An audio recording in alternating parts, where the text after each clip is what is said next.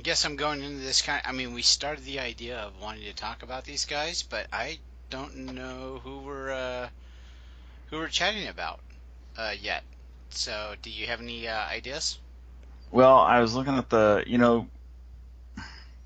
know Kiefer is in it, but he doesn't play a very big role until, well, maybe later on in the end. But Well, I uh, mean, Kiefer though is substantial for the '80s.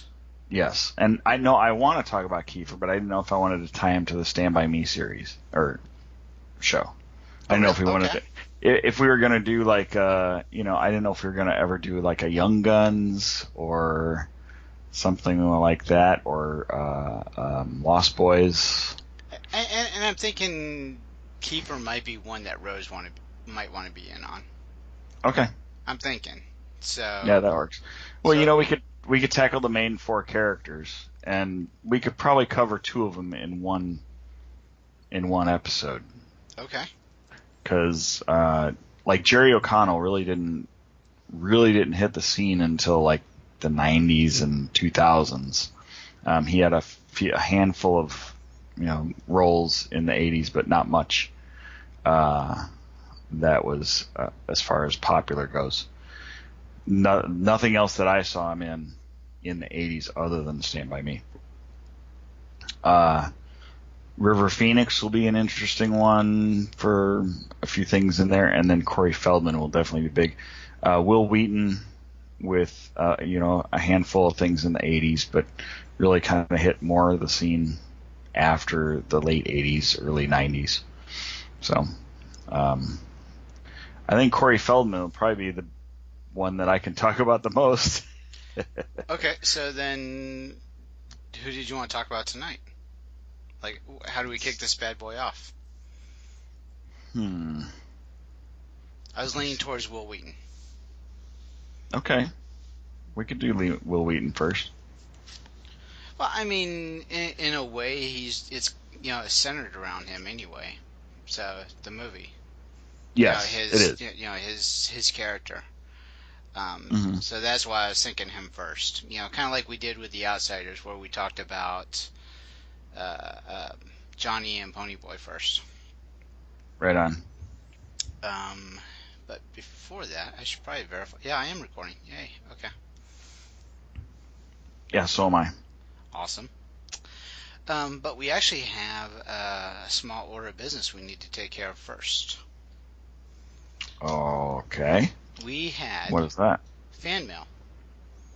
Oh, that's right. Yeah, so we need to talk about the fan mail. Do you want to talk about the fan mail without Rose? Well, Suppose because it's fresh. Probably because it's fresh, it's right? fresh, and she's not available tonight for our listeners, just for the sake of me saying it. Right. Um, of course, we want her to be on, but if she's not available, she's not available. We got this fan mail. We have to read it, and it's like, you know, I got mail. I got mail. So let's, I can't let it All sit. right. I can't let it sit. So I'm going forward with it. This is a email that was sent from Leo. Actually, I don't even know if I should use a last name on that one. Maybe I'll bleep that out. But it says, "Hi, 80s Reboot Overdrive. I've been enjoying your 80s Icon series since the start of the new year from the cast of The Breakfast Club and The Outsiders." So that means this guy's been listening since we first started doing this whole 80s icon thing, because we talked Hmm. about Molly Ringwald way back when. Yeah. Um, so, if I may add, I thought I could help with some suggestions with actors and actresses in their 80s filmographies being talked about on this show. My picks would be Nicolas Cage, which I think is an awesome pick. Uh, Yes. Daryl Hannah, once again, another great pick. Sean Penn, Kathleen Turner, Dan Aykroyd, Eddie Murphy. I see the Dan Aykroyd Eddie Murphy thing being together. He's probably thinking of trading places. Steve Guttenberg, obviously from the Police Academy fame. And Uh, Cocoon. Cocoon, exactly. Yeah. Phoebe Cates, which I had brought that one up before about doing. Kurt Russell, Big Trouble Little China, up, Mhm. you know, great pick. Goldie Hawn, Steve Martin, Rosanna Arquette, John Cusack, which actually was in the film that we're going to be talking about with Stand By Me. Michael Douglas, Tom Hanks, Sean Young, Sigourney Weaver, Glenn Close, Jeff Bridges, Nick Nolte, Danny DeVito, Kim Basinger, and, of course, Kevin Bacon, Mr. Footloose himself. This was my lengthy list, and best of luck with continuing 80s icon Leo from Connecticut. Thank you so much, Leo. That is just a treasure trove of great ideas. I know that, Scott, you had a few of these probably already on your list already. But, first off, it's just great that, we get the fan mail that people are listening and they're enjoying what we're doing, which I think is the most important part, but also to give us such great suggestions. So what do you think? Oh, I love a lot of these suggestions. I mean, like you said, I have a lot of these people already on my list, and there's a few that definitely top my list. And let's see, I don't think I put Eddie Murphy on here. I didn't have Eddie Murphy on my list. Shame on me. and the thing is, it's like I pick on Eddie Murphy a lot because of the music, the song that he did, "Party All the Time." Wait, he did a song? Oh, come on. But, so he did that, but obviously, just a wonderful actor. Mm-hmm. And the 80s would not have been the same without Eddie. Oh gosh, no. Yeah, so that is, I've got no excuse why we would have missed that one. Yep, he's going on my list right now. But yeah, definitely some good ones in there. Oh yeah. Rosanna Arquette. So, What? Well, thank you, Leo. I just want to say thanks for taking the time to make the list and send it in to us. We really appreciate the time you took. That's awesome. Yeah, definitely. And the time you take to listen to our show. It's a compliment to actually have a little bit of feedback like that. It is. Outside of the Twitter and Facebook and stuff like that. It's Yeah, because I mean we're getting normal interactions with Twitter and people that comment after they've listened to our thing, and we get a tweet or two, which is cool too. Which is awesome feedback. But somebody taking the time to write more than however many characters a tweet allows you. Yeah. I mean, that says something. That's really cool. So, I mean, I know it's not like a bona fide letter in the mail, but it's as close to it as we're going to get in modern day times. Yeah. That's for sure. Yep. Well, you've never told us your P.O. box, so. Exactly. Maybe I should set one of those up, but I'd be afraid that, after certain episodes that it might be ticking. Like Patrick Swayze and not mentioning Dirty Dancing enough? Well, it's either that or the Tom Cruise episode. So, yeah, we'll see how all that goes. That's good. All right, so that's what I wanted to do. I want to cover that the fan mail. Excited to get that. I just wanted to obviously give a great shout out to Leo for sending that in to us and listening. So now that we've covered that, I think we can get started with the official start of the podcast. What do you think? Well, we were dancing just like Swayze. When Jennifer Grey had a nose. Grey had a nose, yep. Yeah. Kick it off, buddy. There we go. Sword of Omens, give me sight beyond sight. Greetings, Starfighter. You have been recruited by the Star League to defend the frontier against Sewer and the Kodan Armada. Get ready. Prepare for blast-off. Hey, Doc, we better back up. We don't have enough road to get up to 88. Roads? Well, we're going, we don't need roads. Remember, no matter where you go, there you are. This is 80s Reboot Overdrive Podcast. We were dancing just like Swayze when Jennifer Grey had a nose.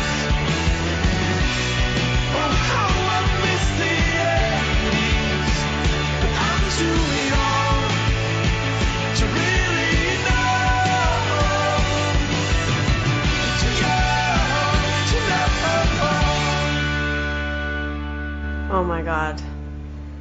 That is like so dated. This is 80s Reboot Overdrive, and I am Dave. Online, I've got 80s Auto Reverse, Scott. Hello, everybody. It's good to be back. And we were without Rose today because she couldn't make time for us. She doesn't love us. She found another podcast to join or something. I don't know. It was very vague. It was just like this message that said, I don't think it's working out. I think I need my own space. I cried for the rest of the day, but we move on. Did she mention Jesse in there anywhere? Ouch. She going over to Jesse's show? She's going over to the Jesse show. Going over to Set Lessing Bruce. Set Lessing Bruce. Yeah, a spin-off show, and then he's going to go take, well, they're probably getting better downloads, so I understand that. But what we're doing today is Scott and I are going to be talking about, we're going to get started with this series on the 80s Icon, talking about the stars of the movie Stand By Me. We want to kick it off talking about Mr. Wil Wheaton. I've always actually been a big fan of his. I know that he's gotten some slack through the 80s as being, I don't know, people may feel that he was a little stiff on Star Trek The Next Generation. But, for me, growing up and seeing him, a young kid piloting the Enterprise, I was more jealous of him because I wanted that job. So, for me, I can't dog the guy because he was doing my dream job. As we kick off the Icon series, we talk about the filmography of the star that we're talking about. So, in 1981, Will was in a TV movie called A Long Way Home. In 82, he was in the TV series CBS Afternoon Playhouse. In 1982, The Secret of Nim, he was Martin's voice. 1983, he was in a TV movie called 13th Avenue. 1984, The Buddy System. 1984, The Last Starfighter. 1985, TV series Highway to Heaven. 1986, TV movie The Defiant Ones. 1986, another TV movie, Long Time Gone. And then we hit up 1986 with Stand By Me. 86, St. Elsewhere, TV series. 1987, Walt Disney's Wonderful World of Color. In 1987, looks like he did an episode in Family Ties. 1987, The Curse. 1987, The Man Who Fell to Earth. And then 1989, TV series ABC After School Specials. Looks like he really had his foray in TV shows. So what are what's your favorite 1980s Wil Wheaton moment? Well, I think I'm going to stick with Stand By Me. The main character of the show. It was just it's a great movie. It tells such a great story, and these four kids, these four best buddies going through what they go through and going to look for the body, of the kid. And I think it was neat how they portrayed it from him and as a narration by Richard Dreyfuss as Gordy. And I just got to stick with that. I mean, a lot of these other TV movies I don't really recall too much, or TV series, other than, of course, when you get into Star Trek.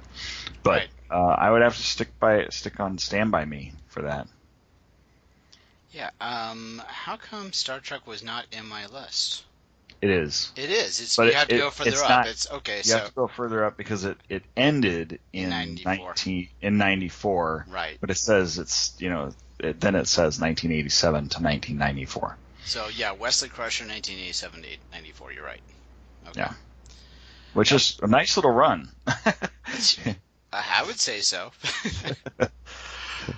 Stand By Me. What's your favorite Wil Wheaton moment in that movie? I think when he tells the story that he wrote about the pie eating contest. Oh yeah, Lardass? Is that his name? Lardass. Yeah. Yeah. Just that, I just thought it was a fun moment in the story. When he's coming off as this writer, this person that has a great imagination, and it's really cool, to see a kid think up these things like that. Yeah, out of those guys, being, the four kids that made up and went on this adventure, he's really the one that I kind of related to the most. Mm-hmm. That I was kind of almost the most like, if you will. I'm not always going on talking about my father who was in the military and how he stormed the beach in Normandy, that kind of thing. I'm not that kid. I had a creative side to me, and I like to have been kind of a writer as a profession throughout my life, so I can really relate to what he portrayed in that story and what he brought to it. He was believable, as that creative, grounded person, and I think he was more grounded because of, if I remember the story right, his father was kind of like, you need to be, you know, more like your brother who's into sports or had something going on, instead of, making up stories. And I think that, that kind of caused him to be grounded a bit more and not necessarily take the road of, I'm going to rely on my creativity, but I get to be that way in front of my friends. So right. I thought that was really kind of a cool play, as far as the character goes. Yeah. I think this is almost a mini. It has some autobiographical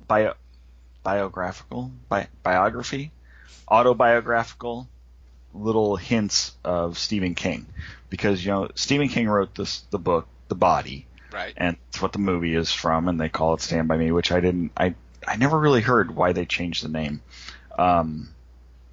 They just wanted to pick a really cool song. Yeah, I have no idea. Hey, and that soundtrack is phenomenal. I love that soundtrack. Yes. I'm not a child of that era, but I love a lot of those songs, and the way they just had it going on, it was just very well done.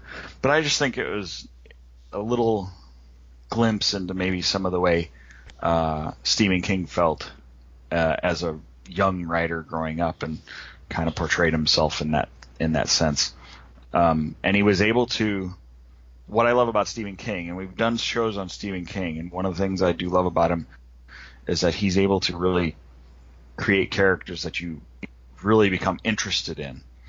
And so by building depth in the character, and I think that the storyline really gave Gordy a lot of depth in his character by giving him that very creative side and writing stories and stuff. It's very well done, the whole movie. So yeah, there was some depth to the characters.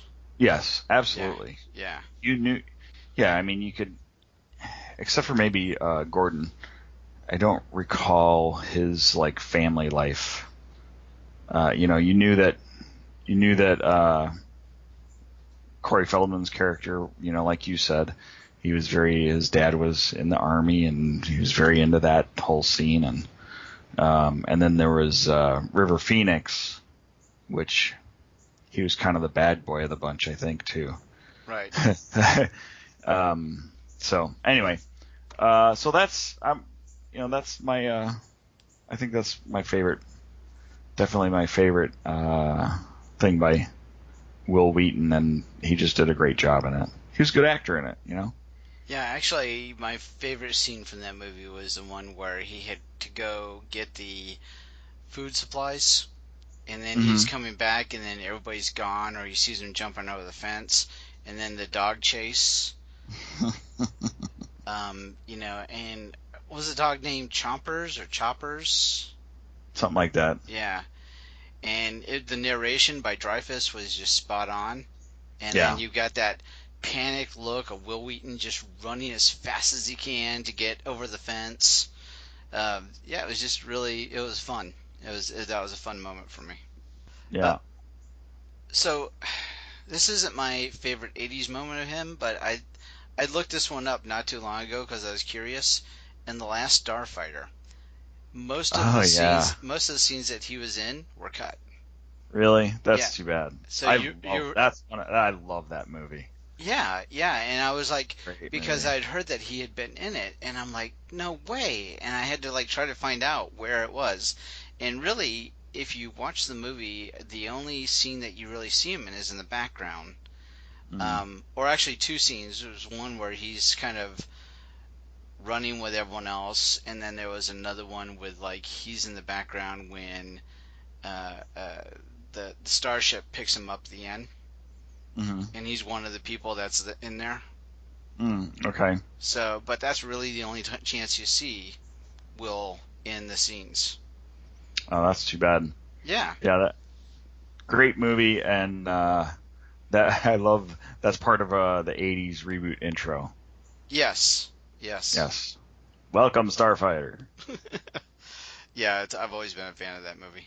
It's a great one. That's why when I heard he was in it, I was like, I've got to find out, what did he do? And yeah, it's not like he had any lines. So I alluded to kind of my favorite was Wil Wheaton being Wesley Crusher. From the start of Star Trek: The Next Generation, he was this young boy who's on the Enterprise with his mother, who's the doctor, and all of a sudden he's so technically minded that he becomes kind of this de facto member of the crew. So much so that he gets an honorary position, and then they give him a actual position before he gets to go to Starfleet Academy. This was just, for me, being a fan of the series of Star Trek: The Next Generation and liking sci-fi techno stuff, loving computers. That's what I wanted to be. I wanted to be, Wil Wheaton on the Enterprise, or Wesley Crusher on the Enterprise. So that's what did it for me. That was my 80s moment. Just absolutely loved watching Wesley Crusher just be able to be kind of this other character that's not expected to be able to put together a solution for fixing things, because he's not the one that's got all the training. He's not the one that's got the formalized, background, but it's something that it was something he's passionate about, and he just pursued. And to me, that I loved it, absolutely loved it. So, did you watch Star Trek at all? Next Generation? I did watch a little bit. I wasn't a what do you call a committed watcher. I'd watch it here and there. So you weren't a Trekker? No, I was not a Trekkie at all. Okay. Well, I said Trekker. You said Trekkie.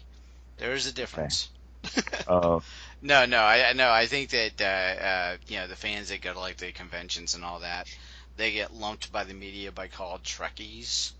I think they prefer Trekker, so that's the preferred terminology. Okay. Yeah, Trekkie I think is more derogatory. Surprisingly, it only has on Netflix. It only gets 2 stars. Oh, really? 2 out of 5. Yeah, I'm shocked. Like, I thought it was a much more popular show than that. And I enjoyed the shows that I did watch. Picard was great. Data, loved Data. Brent Spiner, sure. Yeah. I was always a Geordi LaForge fan. Geordi, okay. Yeah.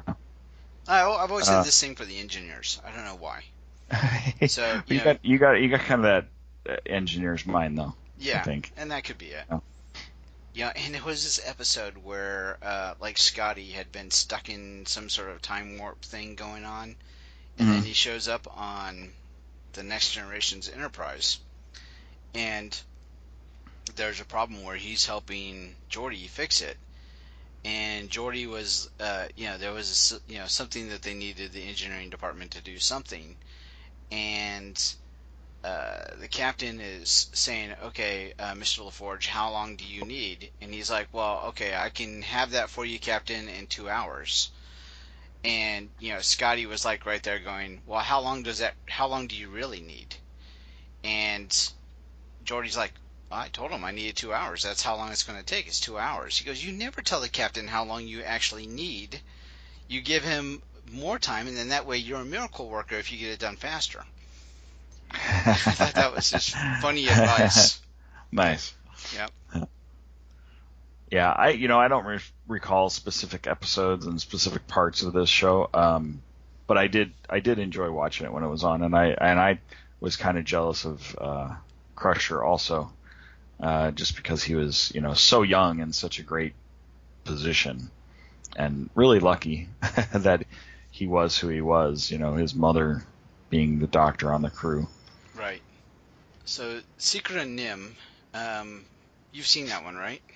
Actually, I have, and I enjoyed it. I actually started watching a little bit of it not too long ago. I saw it on Netflix. I'm like, wow, I remember that animated the mice and the rats and the stuff, and it was kind of interesting. And started watching some of it just to have a little nostalgia, and never really got to finish it. But it was great. I loved it back then. Yeah, Yeah, I loved it too. I just wish I could remember the characters and who they were. I remember like Nicodemus and Miss Brisby, and Jeremy, which is Dom DeLuise. Yeah. Yeah. So I mean, I remember those, but I wish I could remember the Martin character, which was what Wil Wheaton, brought to life. Right. So, but that was a good movie too. As far as like his other credits, like you, I mean, I know that he's did a lot of TV series, but there's nothing that is popping out in from my memory banks, as to what he was in that I could talk about, really well, other than Star Trek. Right. Couple things after. Oh, the 80s. Yeah, tons of things after. Like Toy Soldiers, remember that movie? Yeah. That was a good one. And then something that somebody introduced this to me about 2-3 years ago. The board game called Munchkin. Have you heard of this game? I have not. I think you'd like it. You got to look it up, man. You got to look it up. Now, he did a YouTube video when it first came out, and him and 2 or 3 people on the video, I can't remember how many it was, go through and play the game and break the game down. He's like a total gamer now. He rates games and really is into that kind of thing. From what I learned. He's got like a YouTube channel that he plays board games on. Yeah, and that's Munchkin was one of them. And I think you might get a kick out of it. It's pretty funny. It's a funny board game that's kind of like it's almost a Dungeons and Dragons mini spoof. Like it doesn't take long. It takes maybe half hour, 40 minutes to go through a game. Okay. So it's a much more casual board game for a shorter get together. Because you go Dungeons and Dragons, you're talking you can go 10 hours on that kind of thing and have to continue it on. So anyway. But yeah, I googled it real quick. His web series is called Tabletop. Okay. Yeah. So and I know that I've watched a good probably 2 or 3 episodes of different games that he's played and reviewed, and he does it really well. Reviewing the games, but I didn't hear of the one that you're talking about. I'd recommend it. Check it out. Seriously. Now, go ahead. Go ahead. No, I was just going to say he's also been the voice on a couple of the Grand Theft Auto games too. Oh, okay. done a voice on there. Yeah, he's gotten into voice acting a bit. Mm-hmm. And he also does a podcast, which is really great. It's called Radio Free Burrito. He hasn't he doesn't post one very often, but I really enjoy listening to him. And it's just him. It's not him and co-hosts. So he's, the way that he really kind of talks about what's going on in his life is it's fantastic. And then if you ever get a chance to listen to him on the Nerdist podcast, highly recommend that too. Him and Chris Hardwick, really funny together. Okay, cool. Yep. Another thing that I like listening to Will doing, if you are a fan of the books of Ernie Klein. Oh yeah, that was great. Did you listen to that?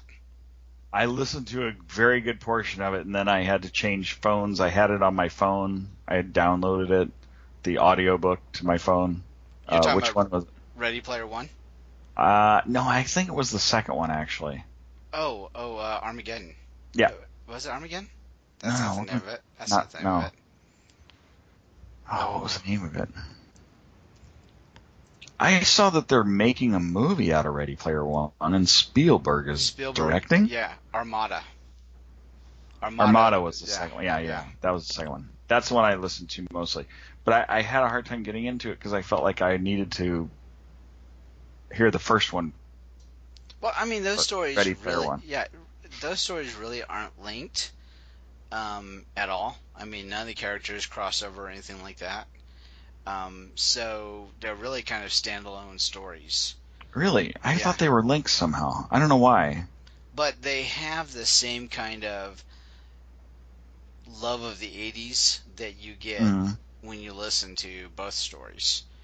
Okay. But Ready Player One has just been one that I'm just a big fan of. And I'm not a guy that sits down and reads a book. So I'm an audiobook guy. And yeah, me too. First time I listened to Ready Player One and Wil Wheaton started reading, I was hooked. And I gotta tell you, I've probably listened to that at least 7 to 8 times now. 7 or 8 times. I thought you said 78 times. Like, no. Dang, man. No, 7 or 8 times. And for me, normally an audiobook gets a one-time listen.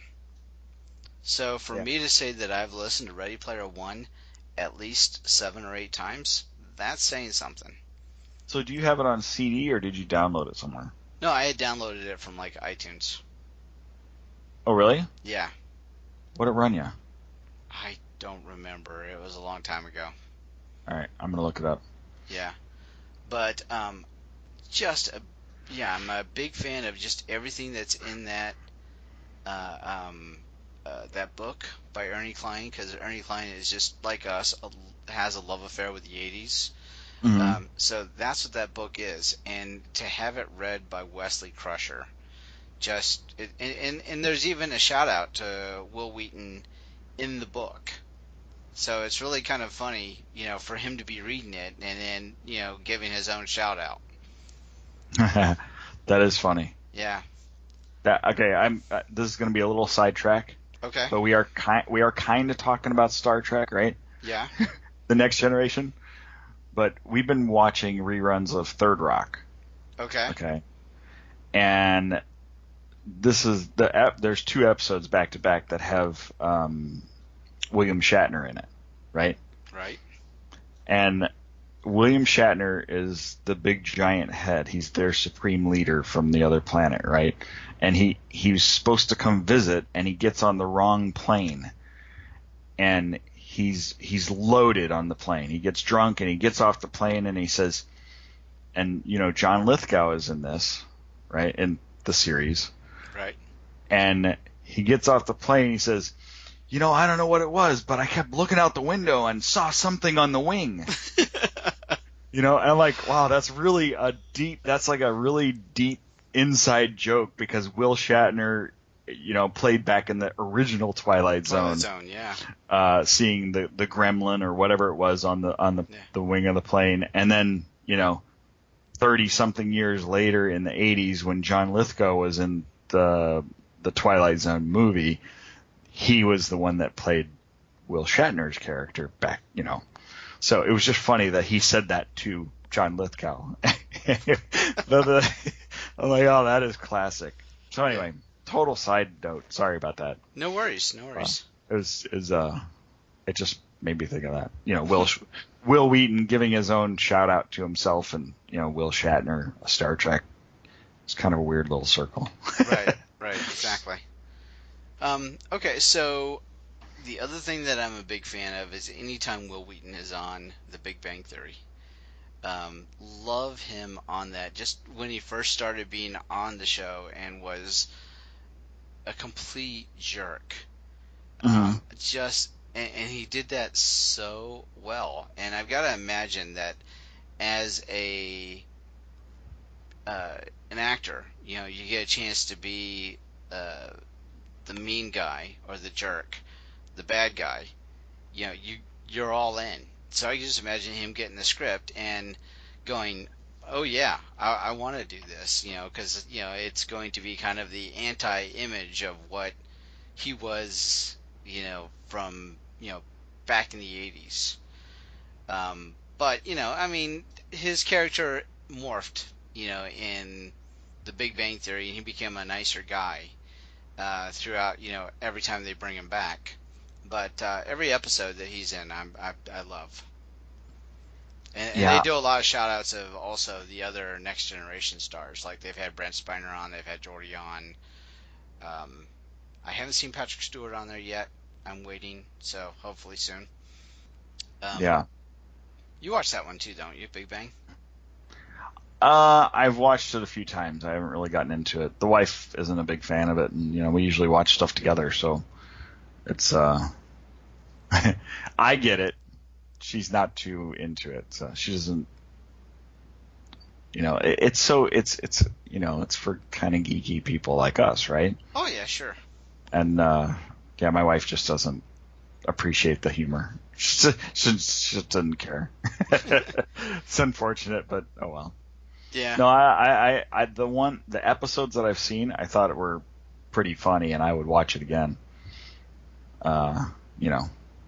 If I had time on my own. So. Yeah, I know how that is when you've got those shows that that are solo shows, and then the ones that you watch with your wife or the kids or whatever. So. Which is funny because she's like totally into Third Rock. Oh, okay. She loves Third Rock. Well, that's the series we've been binging lately. So we're on like season 4 or something like that. Anyway, what was the name of that show again? Player One? What? Ready Player One. Ready Player One. By Ernest Cline. There it is. Absolutely love that book. Do you have final thoughts on Will Wheaton in the 80s? No, I think, his presence on TV definitely speaks for, just look at his resume on TV. He did a lot of TV shows. So he's definitely somebody that was a big impact in the 80s, especially if you were a big TV fan, and especially if you were a Star Trek Next Generation lover, because he played, one of the main characters. You can't watch Next Generation without, knowing Wesley Crusher. So I appreciate him as an actor. I think he's great, does a great job, and I think he's very funny, especially in his newer stuff that he does with the YouTube channel and stuff like that. So, you? Yeah, I feel that as he's gotten older, he's kind of self-deprecating to the part where he's like, I tried for years and years to be this, bigger star, but the industry just wasn't looking for the type of person I was, and so he's kind of, as he's gotten older, he's realized, okay, well, this is kind of, that's just where it is. That's just the way it worked out, and I've got to, where when I was younger I may not have appreciated things as much as I should have, I'm appreciating them now. And I appreciate, and that means something. As you get older, you have a different kind of mindset than when you were younger. And I think as an artist or a creator, because he's now branched off into other things that he's a lot more, that he's, I wouldn't say a lot more successful, but is getting him more work in the industry that is something that he's comfortable doing, and that's the voiceover stuff. That's the doing cameos, that kind of little, that's a little tongue-in-cheek humor against what he was back in the 80s, and I think that that's really working well for him, and I appreciate the fact that he's kind of allowed himself that evolution, and it's hard for me to say grown up, but I think that when you're younger, you probably have different expectations for when you're working in an industry, and then when you get older, you go, okay, this is kind of where I am in my life, and I've just got to understand that that's kind of my situation, and I'll make the best of it, and roll with it. And I think that's where he's at now, so I appreciate him, at that point in his life to be able to be that way. But back in the 80s, I've got to say that I was a big fan of Wesley Crusher, and also in Stand By Me. So I think he did an awesome job in those roles. And for both of those roles, they're relatable to me. They're the kind of person that, I understood and could relate to. And so he brought those characters to life, and I appreciate him for that. Wow. All right. So social media credentials. Go ahead, Scott. You can find me on Twitter at 80s Auto Reverse and at Scott's Eye, or on Facebook at the page called 80s Auto Reverse, or 80s Mixtape Auto Reverse, or through 80s Reboot Overdrive. Any of those. Yep. Dave, take care of our 80s Reboot accounts. So that's Twitter at 80s Reboot, 80sreboot.tumblr.com. SouthgateMediaGroup.com/80s Reboot blog is our blog address, and one of these days we'll have some updates on those. And always an email. You can shoot us an email at 80sreboot@gmail.com. Of course, if you do that, we're going to read it on the podcast and talk at length about it, because we enjoy getting feedback. The last thing we want you to do for us is go out there and give us a rating and review on iTunes.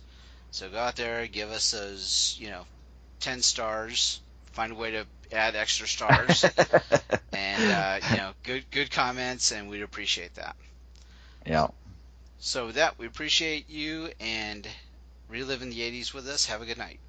Take care, everybody. Bye. We hope you've enjoyed this show. This podcast is part of the 80s Reboot Overdrive channel on Southgate Media Group. You can follow us on Facebook on the 80s Reboot group page. We're also on Twitter and Tumblr at 80s Reboot. We invite you to check out all the wonderful podcasts and blogs available at southgatemediagroup.com. And thank you for reliving the 80s. Alright, so what's your thoughts, man? I actually promised my wife that I wouldn't be too long. If you want to cut it off now, we can cut it off. Okay. Because we're backlogged on a TV show, and she was hoping to watch that. Uh-oh. What show? We watch Big Brother. Oh, really? Yeah. Interesting. Do you watch that at all? Never one episode. Oh, okay. Yeah, I don't know what it is. Like Survivor and Big Brother, those we get hooked on, but like all the other reality shows, not really. Yeah, the only reality show that we were really into for a while was Deadliest Catch. Okay, I haven't watched that one either. Yeah, it was fun. We would sit and one year for New Year's Eve, we didn't want to go out anywhere, so we had one friend over. And we went out and bought a bunch of snow crab leg and just mowed down on crab legs and watched Deadliest, binged a little bit of Deadliest Catch on New Year's Eve. How cool So, is that? yeah, something different. It was something different to do, and I think it was. I think they were predicting some pretty nasty weather coming in, so we just decided to stay home anyway. So it was fun. Love it. I love crab is so yummy. It is. Yeah. I can't get any king crab down here. Huh, that's interesting. Yeah, it's weird. And you were saying that you listened to that one book 7 or 8 times. There's a couple of books that I've listened to a couple of times, and one of them was that 11/22/63 by Stephen King. Okay. With the whole John F. Kennedy assassination and time travel. It's just really a really good book. It's really long though. Yeah, it's like if you get the CDs, it's like 28 CDs or 26 CDs. Yowza. Yeah, it's like 1,000 pages. I mean, it's gigantic. Wow. That's why they had to make it into an 8-part series on Hulu. Huh. Yeah, Which don't bother. Do not watch the show. Oh, Do really? not. No. If if you're interested at all in the book or what, the idea of it or just do the book. Just trust me. Okay.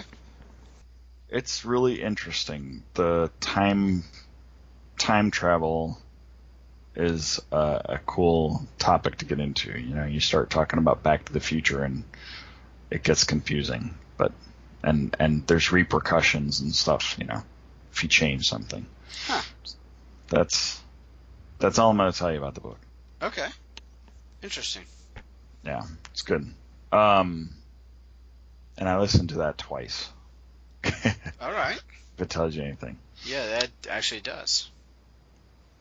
Yeah, and then so anyway, and where did we do with that Armada? Where did that go? Did you send that to me in a link at one point, or? I thought I did. Yeah, I wonder if I can find that. I don't know if I downloaded it directly to my. I think I put it directly on my phone, and that phone is long gone. Let me see if I can find. That one I actually have the CDs for. Okay. Because what happened was Ernie Klein was going to a book signing. Uh-huh. And so it was in the area, so I went to go meet him. Did I ever tell you that story? I don't know. Refresh my memory. I'm going there, and I decided to stop somewhere for dinner. And then I take a little bit longer than I thought I was going to. And then so it's the first time I've ever been to this.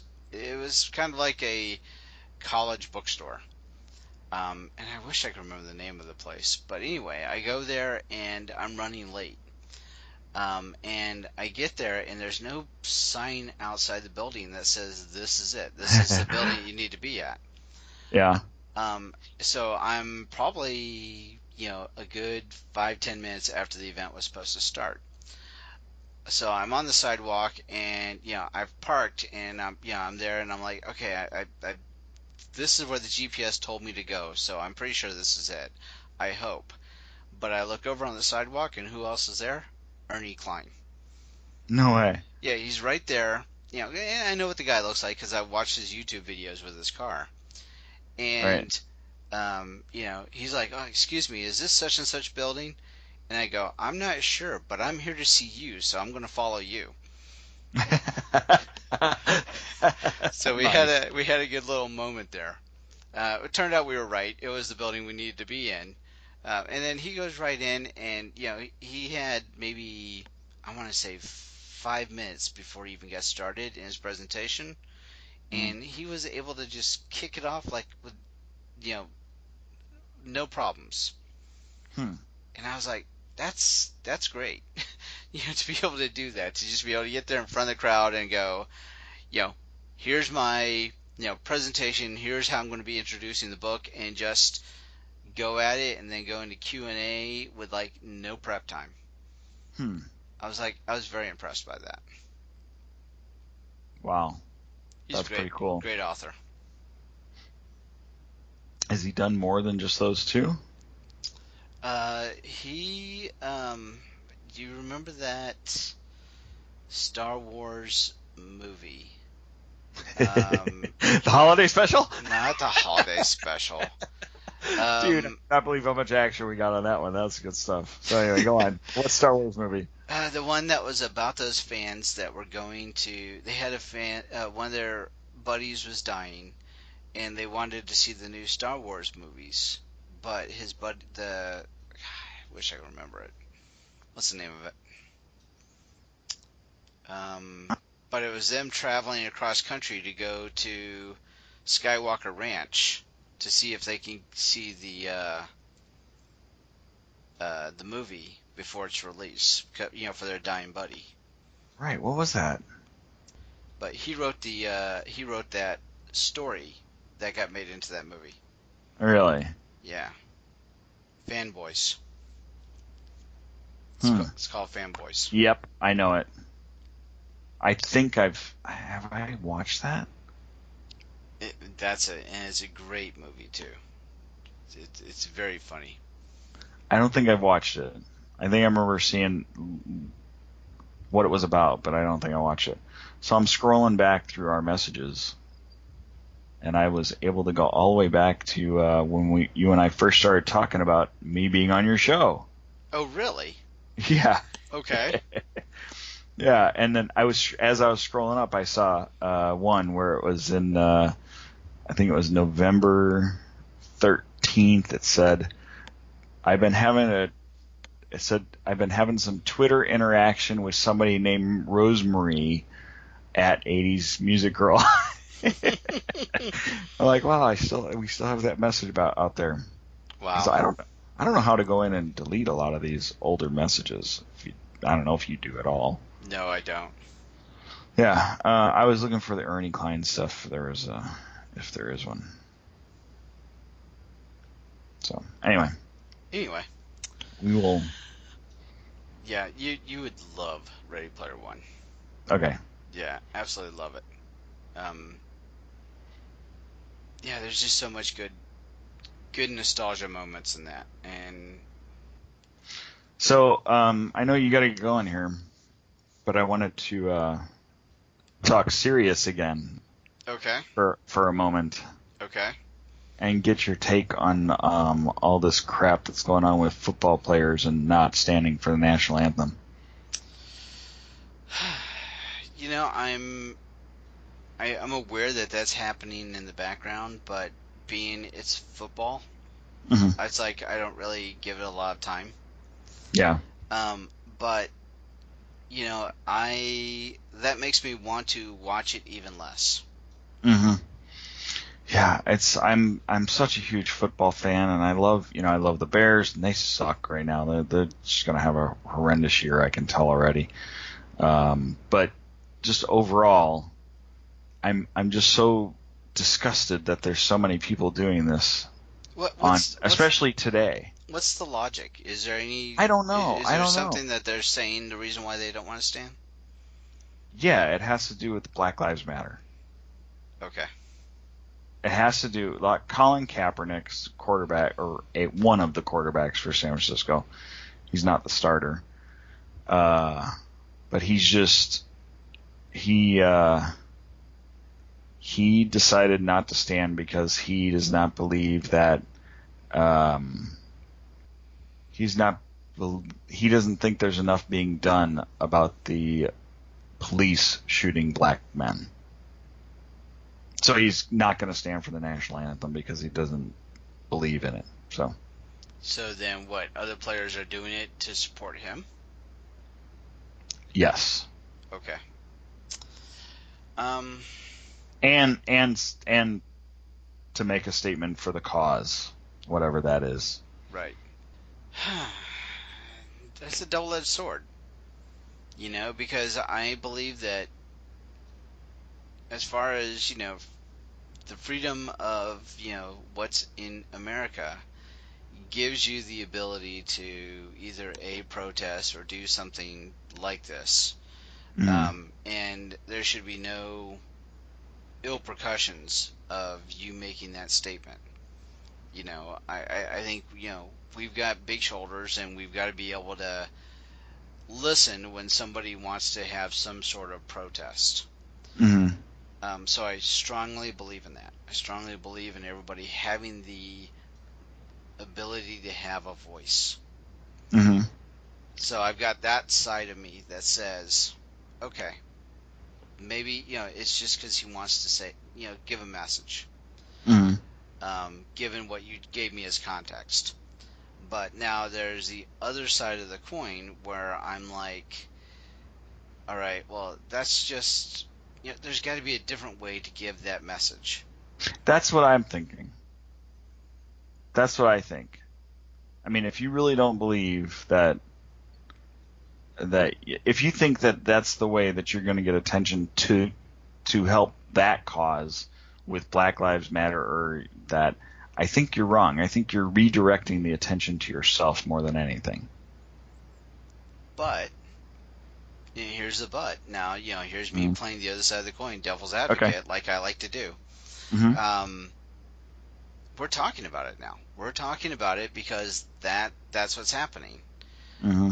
He's brought attention to that cause based on that action. Mm. See what I'm saying? So all of a sudden now it's out there because that's that belief, and whether we agree with what he's doing or not, it's accomplished the mission. It's accomplished the mission of being talked about. Yeah. And I'll go completely way, way, way off base, but it's a similar kind of thing. Charles Manson did all of that stuff that he did because he wanted to be famous. Mm-hmm. He's famous. He's uber famous now. Yes. Infamous. Mm-hmm. And do we agree with the method? No. But it resulted in the same result. Hmm. Now, I mean, I'm not comparing what's going on and them standing for the national anthem about, to Charles Manson. That's not fair. Yeah. But it's the same kind of thing, though. It's I'm going to make my mission, which in this case, bring the awareness of this issue out, and this is how I'm going to do it. Whether you agree with the method or not, the result is the same. We're talking about it. Hmm. So, for what it's worth. Nonetheless, like I said, I don't agree with the way it's going about, but I understand what would motivate somebody to do that. Right. I understand that everybody has the right to voice their opinion in any way that they want. I mean, that's part of. But also, I feel that this is a disrespect to all the thousands and thousands and thousands and thousands of people that have died for that right. Right. And that's the other side of that sword, or the other side of the coin that I'm talking about. Whereas, I don't agree with the methodology because of what the national anthem stands for. Yeah. So yeah, that's my thought. And I probably got a unique perspective where I try my best to try to find the both sides of the story. Mm-hmm. Even though it's easy to go, no, he should be standing for the national anthem, period. Okay, I agree, but look, can I throw a little wrench in here? Sure, why not? And I don't know how important it is, but he's not a full U.S. citizen. He's a U.S. nationalist. Okay. He's a citizen of Samoa. But he's gone through the... No, he hasn't. Okay. No. He has not claimed citizenship as a U.S. citizen. All right, well then that gives me even more problem with him. Okay, yeah. Now, if you're whether you're a natural citizen born in the United States, or if you've gone through the what's involved to be, to to claim America and be an American citizen, to me that's one and the same. You've Right. you've either done the work or you've just been here. Right. And I give a little more weight to those voices than somebody that's a visitor. Yeah. Yeah. Yeah. I mean, it's and for. Have you ever heard of the Swain Islands? No. Okay, I have never heard of them either. But there are only 2 U.S. What was the word they used? Okay, what is Samoa as far as considered by the U.S.? It is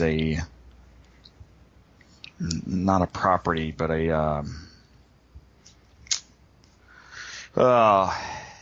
it's almost like Puerto Rico. Puerto Rico is even more of a state than Samoa is, I think. But there's only Samoa and the Swain Islands that you are this nationalist, but you have almost all the same legal rights as a citizen, but you've not really made the transfer over to citizenship, even though the way they described it is a fairly simple process. It's not like getting your citizenship from Mexico or